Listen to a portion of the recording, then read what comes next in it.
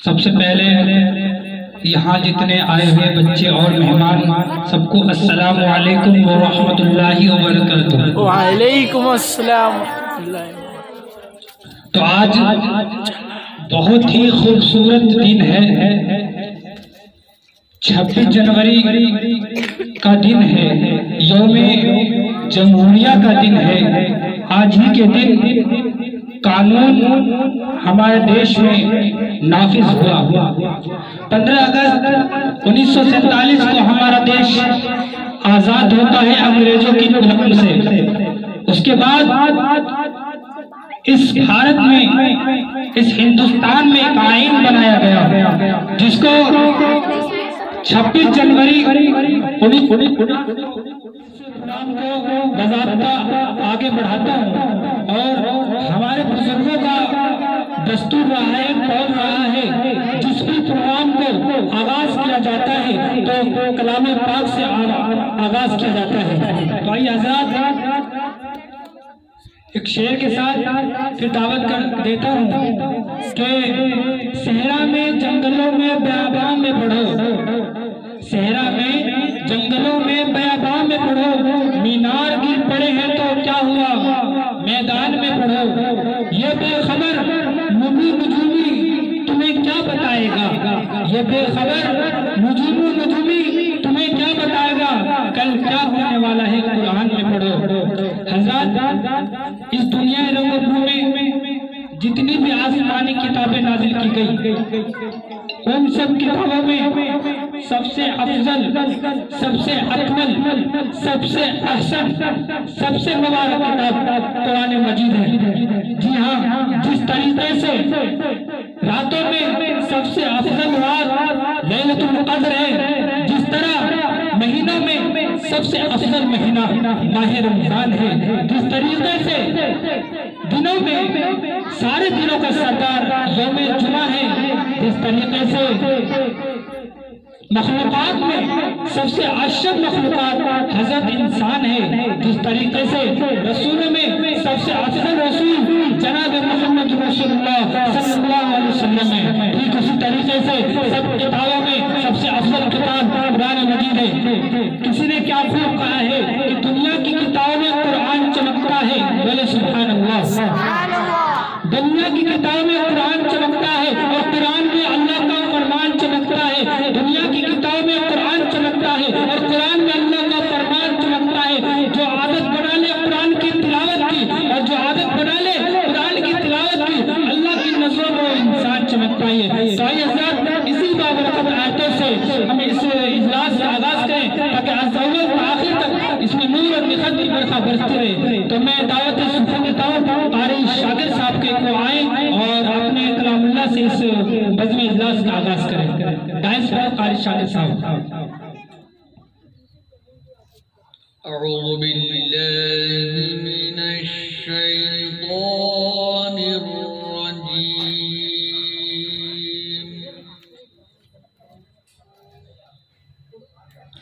बिस्मिल्लाहिर रहमानिर रहीम।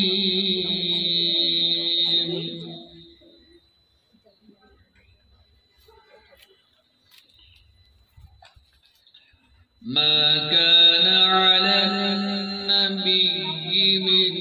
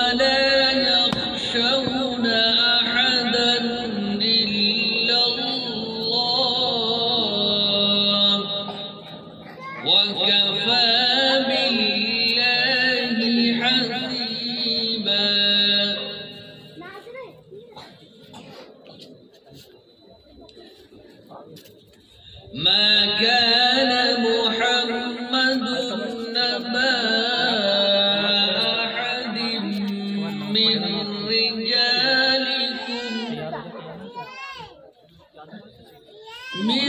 رجالكم ولكن رسول الله وخاتم النبيين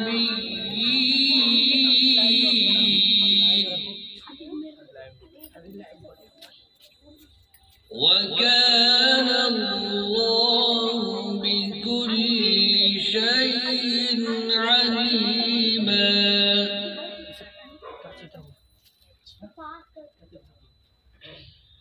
يا أيها الذين آمنوا اذكروا الله ذكرا كثيرا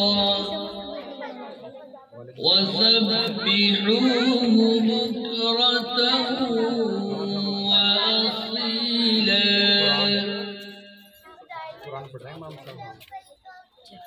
هو الذي يصلي عليكم وملائكته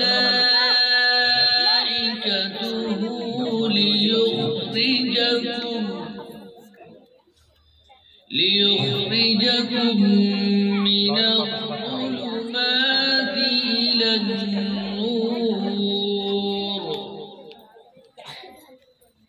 وكان بالمؤمنين رحيما. تحيتهم يوم يلقونه سلام وأعد لهم أجرا كريما.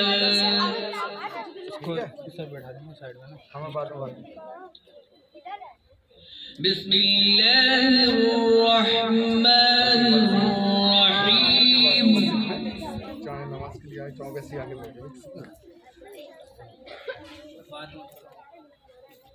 الحمد لله رب العالمين الرحمن الرحيم مالك يوم الدين.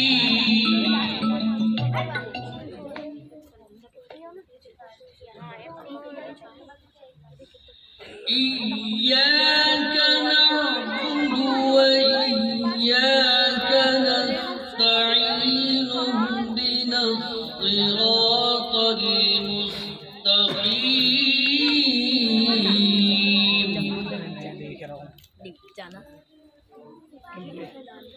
صراط الذين أنعمت عليهم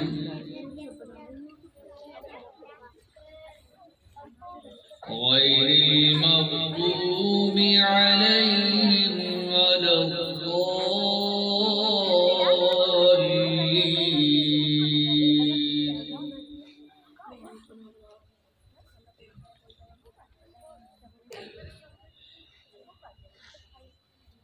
إياك نعبد وإياك